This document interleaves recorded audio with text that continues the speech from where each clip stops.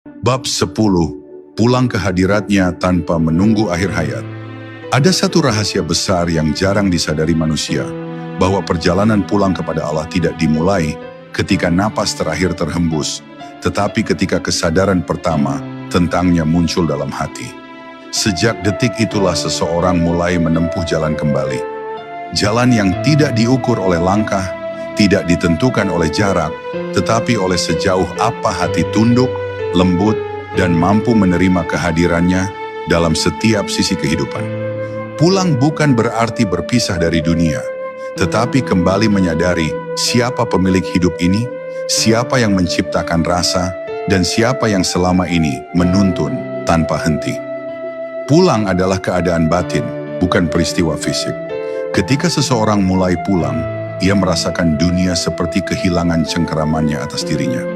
Ambisi tidak lagi membakar, kecemasan tidak lagi menakutkan, dan masa lalu tidak lagi membelenggu. Ia menemukan tempat yang tidak pernah ia sadari sebelumnya. Sebuah kedalaman jiwa yang penuh keteduhan, meski di sekelilingnya badai terus bergulung.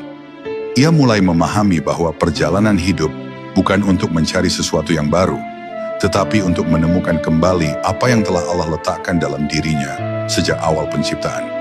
Setiap langkah pulang adalah langkah menghapus tabir yang menghalangi cahayanya dari hati. Pada fase ini, seseorang tidak lagi melihat hubungan dengan Tuhan sebagai kewajiban, tetapi sebagai kebutuhan. Syalat bukan lagi rutinitas, tetapi percakapan sunyi yang menghidupkan jiwa. Zikir bukan sekadar lafaz, tetapi napas ruhani yang membersihkan kegelapan batin.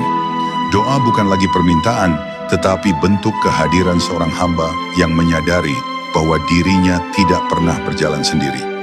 Inilah momen ketika seseorang merasakan bahwa pulang kepada Allah adalah kebahagiaan yang tidak dapat dibandingkan dengan apapun yang ditawarkan dunia.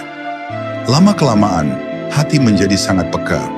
Ia mulai melihat tanda-tanda Allah dalam segala hal, dalam kesulitan yang menguatkan, dalam kegembiraan yang menenangkan, dalam pertemuan yang mengajarkan, dan dalam kehilangan yang memurnikan.